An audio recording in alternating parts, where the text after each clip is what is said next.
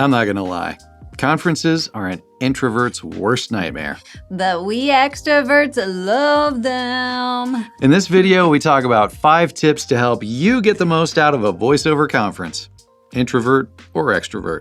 I just want to stay in the room. Even though I'm an introvert, I'm still able to see the value of conferences, and I readily admit I do like them when I actually get into the thick of things. We thought the last VO Atlanta conference was going to be the last one this past year, but it's not, thankfully. I went and was so happy to see some of my VO friends in person and meet new friends. Now that more conferences are happening again, whether you're going as a first-timer to a conference, or you're a pro, voiceover conferences can still be intimidating. There are so many people. And you see people hugging and talking, and you may feel like everyone else knows everyone, but yet you know no one. And then there's so much information that you end up taking in. It can make you want to just turn right back and head back home. Even my extroverted self can feel a little overwhelmed. So here are some tips that have helped us get the most out of these conferences. 1, focus on quality relationships. You will meet so many people, but quality relationships are the ones that will have the most impact after the conference. Accountability groups, business partnerships, agent connections, all of these have come from conferences. But that leads to number 2. It's about what can I give, not what can I get.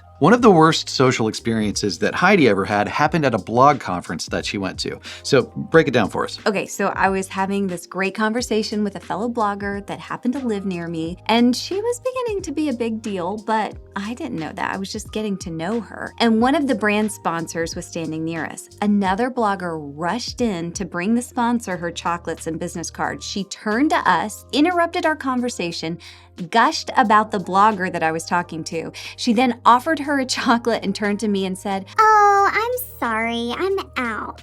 Now, I didn't want the chocolate. I know that sounds like a silly story, but the way that she treated me, I'll just never forget. You could tell she was much more excited and invested to talk to people she could get something from. And I promised myself right then and there that I'd try and never make anyone else feel that way. And that was something great for me to learn too. It just made you and the others feel like poopy, Yeah. I'm sure. But quality relationships are built when you approach people with a mindset of what can I give to them? Even if it's just a listening ear, or at the very least, you don't expect or want anything from them. Business cards are great, but creating a relationship that's not set up under the premise of what can I get from you is far more memorable. 3, notes plus an action plan. You will absorb so much, but without application, it's not a long-term skill. There's also no way that you can apply everything you learn at once. Yeah. Heidi figured out a great way to help with that. She's found that at the top of her page of notes, she'll write 1 to 2 action items to put into practice what she learned from that session, which is something that I wish I would have thought of. It's a good system, actually. Then once the conference is over, I look at my action items, I set out a realistic plan, and I prioritize the items. So for you, figure out what a realistic timeline is, and then prioritize them based on your goals of your voiceover career. Number 4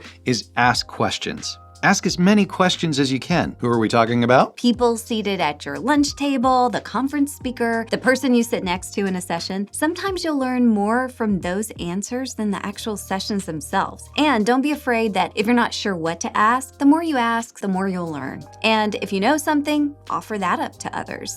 Number 5, fail in front of others. We do voiceover in the privacy of our own booths, and you think, I don't want to perform it in front of others. What if I fail? But this is our chance to grow and learn. Don't let your ego get in the way. This is why we love improv and taking improv classes. It teaches you to hold things lightly, to try things, and feel the freedom in failing. Plus, I don't know if you know this, but there are fewer people more supportive than the voiceover community. So even if you think that you do fail, everyone's still going to be cheering you on.